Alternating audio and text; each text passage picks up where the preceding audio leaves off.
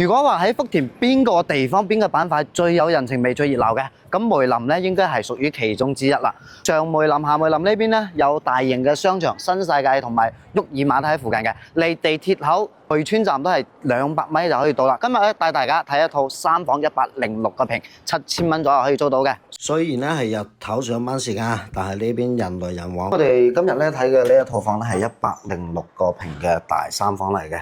呢套房咧都算為比較新㗎啦，所有嘅裝修全部重新搞過。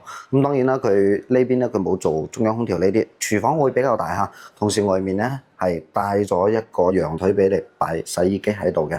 咁呢一套房咧最大嘅特色就係佢樓層唔係好高，但係光線都冇問題嘅，廳側陽台，而且咧仲要係南向嘅。